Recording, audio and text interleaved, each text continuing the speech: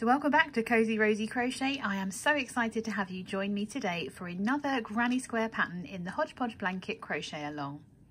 During this crochet along we are stitching up 30 different crocheted granny squares, learning lots of different crochet techniques and lots of different stitch patterns too. Now before we get started, don't forget to hit that subscribe button and of course the notification bell so that you never miss out on another one of my crochet tutorials.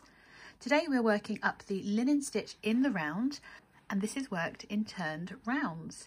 So it's a really interesting square, not very big corner spaces as you can see, but it's really, really neat. And I really think it would make some great homeware patterns. If you've missed out on any of the other granny squares that have been featured in the Hodgepodge blanket crochet along, you can find a link in the description box showcasing all the different granny squares. And of course you can find the link to the written pattern of this square too. Let's find out the materials we need to make your very own linen in the round square. So the materials that you're going to need to make your very own linen in the round square is any worsted or Aran weight yarn. I'm continuing with my PaintBox Yarns Simply Aran. This is a 4-weight yarn and I'm using my shade number 202, which is champagne white.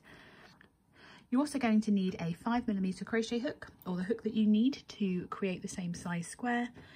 You're going to need a pair of scissors, a darning needle, and possibly a stitch marker. I'm going to show you how to use a stitch marker in this square because there are no chains at the start of the rounds in these patterns. So yeah, I'd recommend you grab a stitch marker for this one. So gather all of your materials and let's get started. I would recommend using a few stitch markers until we've really got this stitch pattern established, just so you can identify the corners, the chain one spaces within this pattern, because those first few rounds are a little bit fiddly.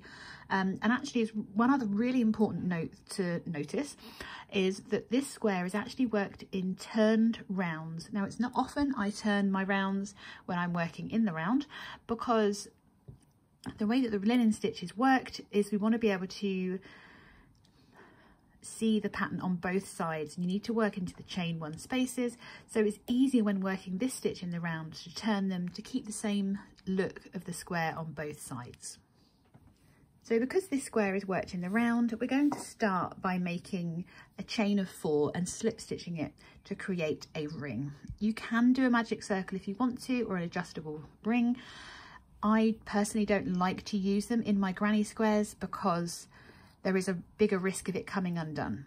I've seen so many sad photos of where people are showing their beautiful granny squares and there's a hole in the middle because it's just started to come undone. Of course you can correct it, but let's try and avoid it if we can. So once you've got your slip knot onto your hook, we're going to start with that chain of 4. 1, 2, 3 and 4.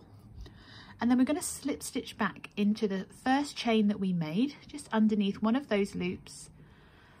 Yarn over, pull through and straight through the loop on your hook, and then we've got this lovely ring to work into. I'm going to work over my tail at the same time. I've left a long enough tail so that I can weave that in and make sure I can cinch close that beginning as well. So once we've made that ring, we're going to work directly into the middle of it. I am going to hold my end against my work and try and work around it at the same time, and we're going to start by working straight in. There's no chain one, we're just going to work 1 single crochet, a chain of 2, and that's our corner chain, and then we work a further single crochet back into the center of that ring. If you want to, you can mark each of your corners, which will be your chain 2 spaces, as we do the next few rounds. You can even mark the first stitch if you want to, just so you know exactly, where you started. If I can get this, there we go. So that's our first stitch marked and our first chain 2 space marked. So we're going to repeat this around our granny square. So we've done a single crochet, a chain 2, a single crochet, and then a chain 1, because that's our linen stitch. And we're going to do that 4 times to create 4 corners. So we work a single crochet, chain 2, a further single crochet, and a chain 1 into the middle. So that's twice. I'm just pushing my stitches back down around this ring so I can continue working. So again, we're going to work a single crochet, a chain of 2 for our corner, a further single crochet and a chain 1 all into the center. Again, I'm going to move my stitches around just by pinching this the ring that we made and pushing those stitches down. So you can see these corners are already forming, and then we're going to repeat that one last time. So we work a single crochet, a chain 2, another single crochet and a final chain 1. We're going to join by slip stitching into that first single crochet that we made. I'm just taking that stitch marker out, inserting my hook under that first single crochet,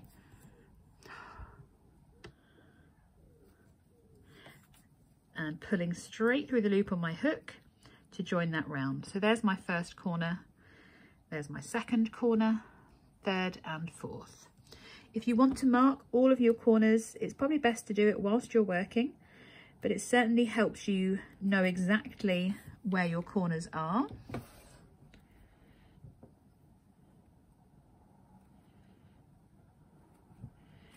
And this is my last one here. I've run out of stitch markers that I don't have around me at the moment. So once we've worked that, we're not going to chain 1 to turn. So at the minute you've got your tail at the back of your work, and that indicates that that's the reverse of our square. So we turn our work and we're going to work into that chain space that we made. So if I turn it back to where we were, you can see that we've just slip stitched into that first single crochet. We turn our work, and right underneath, just to the other side of where we've slip stitched, we can see that chain 1 space.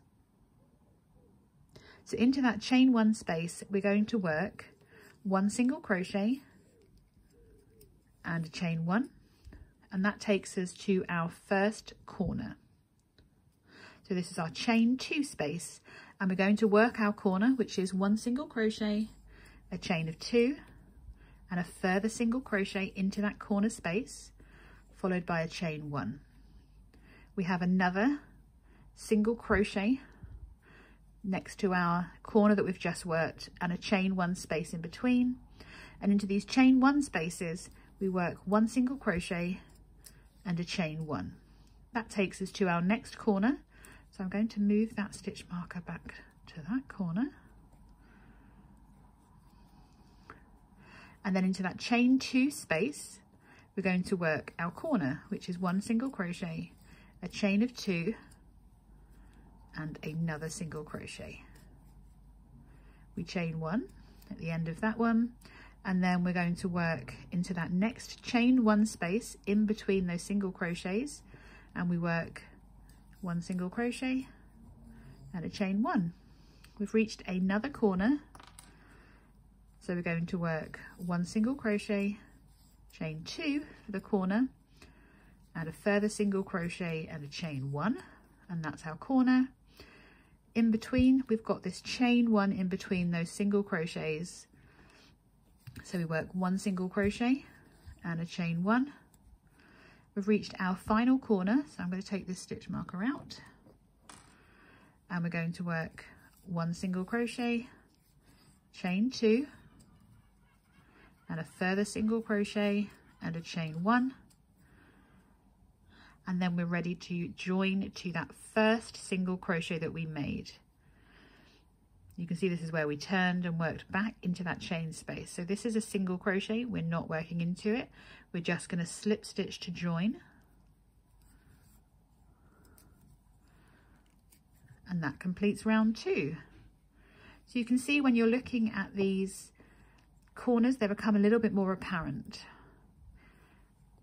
If you lose which way you were facing, by the way, just kind of let it do its thing and it will face the way you're working.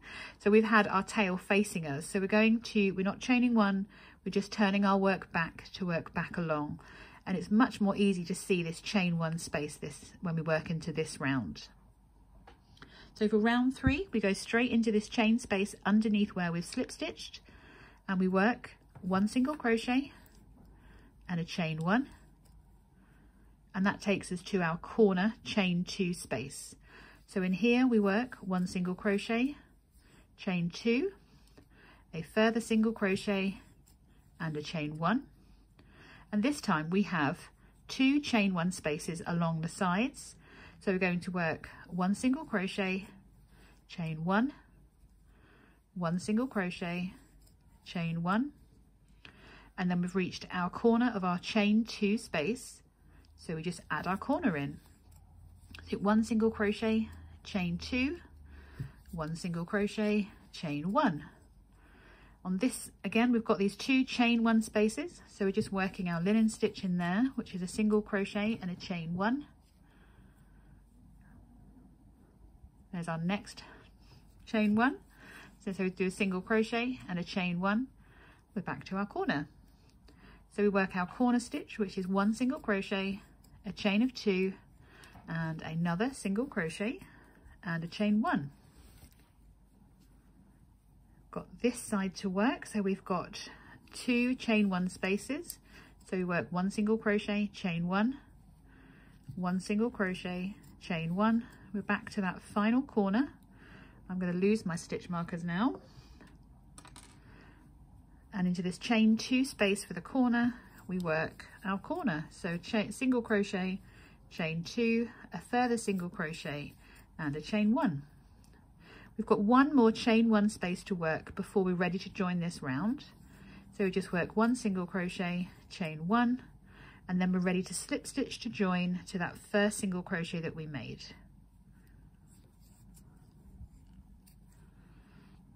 You can really see how beautiful this stitch is going to be, and this square is going to finish looking so lovely.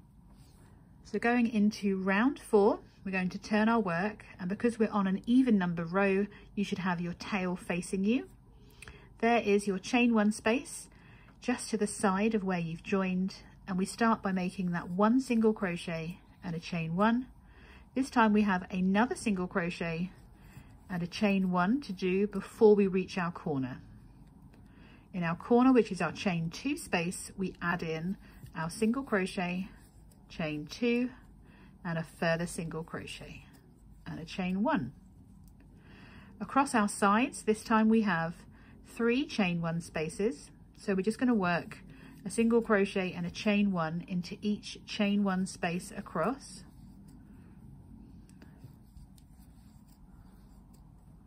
And then into our chain 2 space we repeat our corner. So single crochet, chain 2, and a further single crochet and a chain 1. So we've got 1, 2, 3. So we just work 1 single crochet and a chain 1 into each chain 1 space across.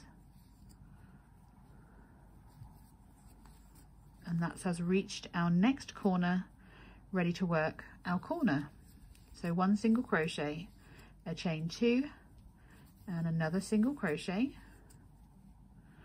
and we're going to repeat that back round to where we started this round. So we work 1 single crochet and a chain 1 into each chain 1 space across to the next corner, and then into the corner we're working 1 single crochet, a chain 2, and 1 single crochet and a chain 1. We have 1 chain 1 space left to work into, so we do a single crochet and a chain 1 before we're going to slip stitch to that first single crochet that we made of the round to join. There we go. So we turn our work again going into round 5. We're on an odd numbered round, so our tail should be facing away from us. This is the pattern pretty much established for the whole of our square. So once we've turned our work, we don't chain 1, you work into that chain 1 space underneath and just to the side of your slip stitch join. You work all the chain 1 spaces to your corner, working 1 single crochet and a chain 1. So let's do those ones. So we do the chain space underneath where we've joined with a single crochet and a chain 1. Then you work into any chain 1 spaces over towards the first corner with a single crochet and a chain 1. And then you work into your corner, repeating that corner stitch, which is a single crochet, your chain 2, a further single crochet and a chain 1. From here, you repeat all the way across working 1 single crochet and a chain 1, which is your linen stitch, into each of the chain 1 spaces across to the next corner.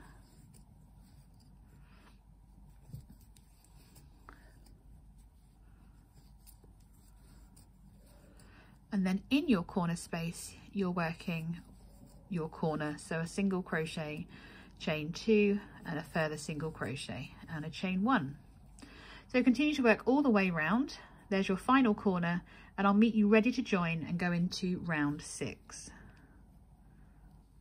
So I'm just working my last 2 linen stitches back to where we joined, making sure that I work into that final chain space before we joined.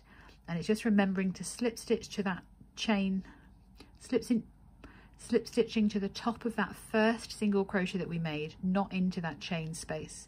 So if you do need to, continue to mark your first stitch that you made. Probably should have showed you that before, because it's easy to think that we need to join in this chain 1 space, but actually your first stitch is kind of just above that bobble, and you can see that it's higher. If I hadn't worked those, you can see that it's a little bit higher than those previous stitches.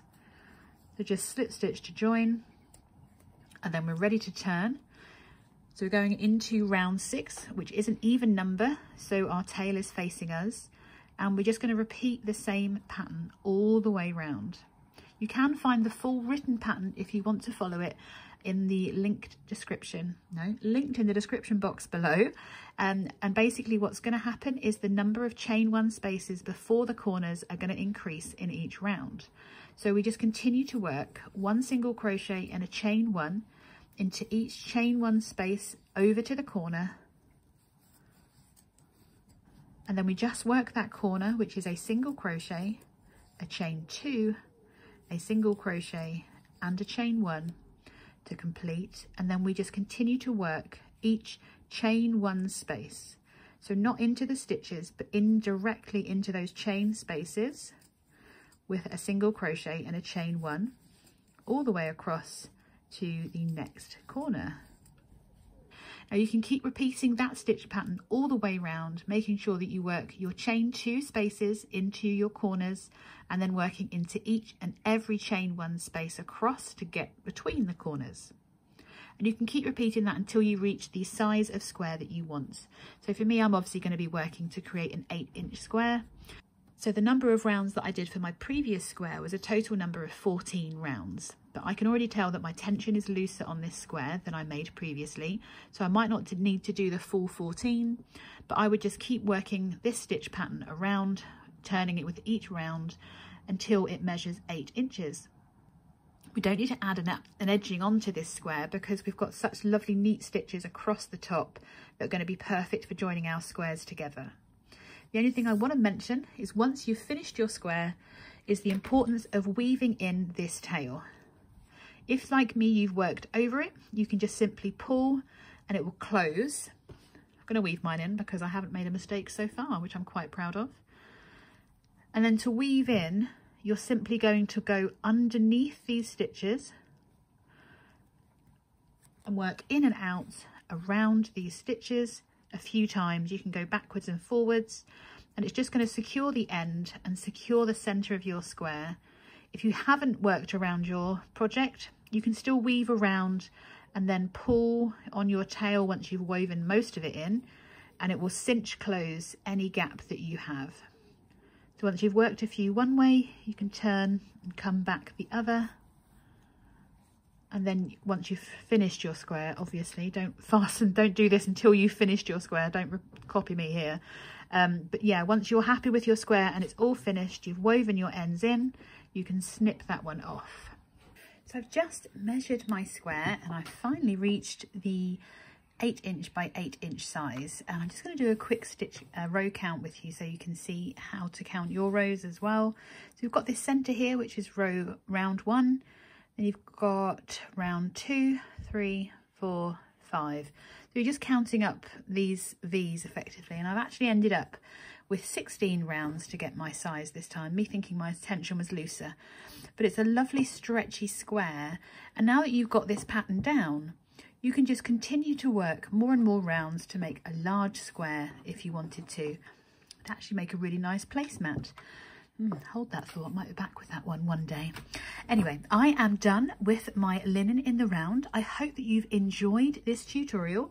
As brief as it was, it's the joy of some of these really nice easy repeats.